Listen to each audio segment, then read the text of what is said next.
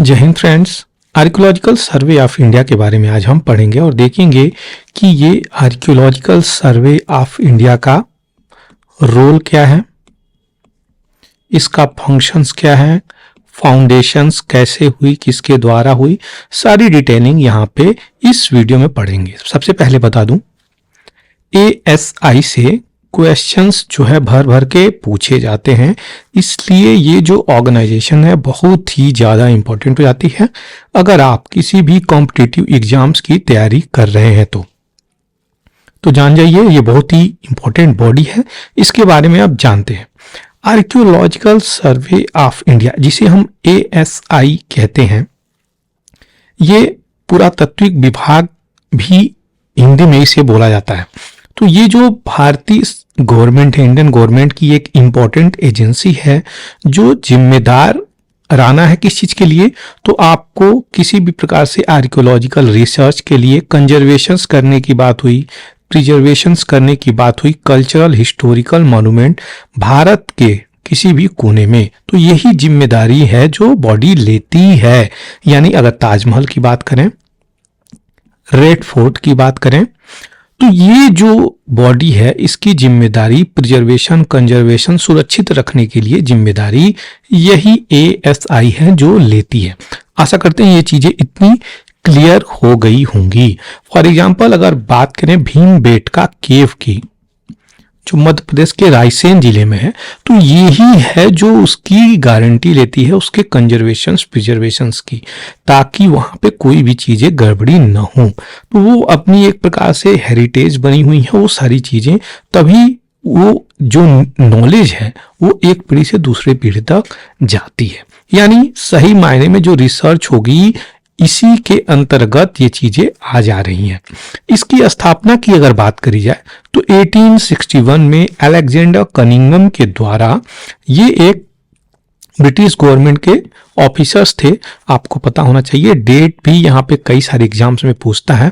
Alexander Cunningham जी के द्वारा, जो कि फर्स्ट डायरेक्टर जनरल थे किस चीज के लिए, तो यहाँ पे ASI के, जिन्होंने यहाँ पे क्या किया, जिन्होंने सबसे पहले इसकी स्थापना करी 1861 में। तो डेट भी पूछता है कब किया इन्होंने, तो 1861 में अलेक्जेंडर कनिंघम ने आर्कियोलॉजिकल सर्वे ऑफ इंडिया का इन्होंने स्थापना करी। तो first systematic research of Bharat में तो शुरुआत हो गई थी, सब कॉन्टिनेंट हिस्ट्री में यहाँ पे चीजें हुई, लेकिन इससे पहले भी यहाँ पे कंडक्ट चीजें हो रही थी। वो क्या, तो एशियाटिक सोसाइटी के नाम पे इसकी स्थापना करी गई थी। ब्रिटिश इंडोलॉजिस्ट जो थे, जिनका नाम क्या था, सर विलियम जॉन्स। तो याद रखिएगा ये दो नाम काफी इंपॉर्टेंट हो जाते हैं।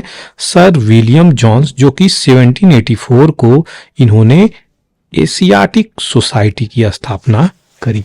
अब इस सोसाइटी का भी काम कुछ इसी प्रकार से था कि इन सब चीजों को ये देखभाल करता था और रिसर्च के रूप में भी ये ज्यादातर फोकस करता था। 1784 ईस्वी में विलियम जॉन्स ने 15 जनवरी 1784 को इसकी स्थापना करी और कलकत्ता के आधार पे यहाँ पे ये सारी चीजें चली, यानी कलकत्ता में इन्होंने करी। अब इसकी काम क्या था, तो ये एंशिएंट, प्राकृत, पर्शियन टेक्स्ट, इन सब चीजों को पब्लिश करता था। एनुअल जर्नल भी यहाँ पे निकाला जाता था। यहाँ पे क्या नाम था उसका, एशियाटिक रिसर्च है जिसका नाम था। ध्यान देने योग्य बातें क्या है यहाँ पे, तो इसी के मेंबर किसके, तो एशियाटिक सोसाइटी के जो मेंबर थे, यहाँ पे नाम बहुत इंपॉर्टेंट है। क्वेश्चन तो यहाँ पे IS में भी पूछे गए हैं और PCS में तो भर के पूछे गए हैं। तो चार्ल्स विल्किंस, देखिए IS में क्वेश्चंस आए हुए हैं, मैं आपको यहीं पे बता दे रहा हूँ। PCS में क्वेश्चंस आए हुए हैं, अदर कॉम्पिटिटिव एग्जाम्स में क्वेश्चंस आए हुए हैं।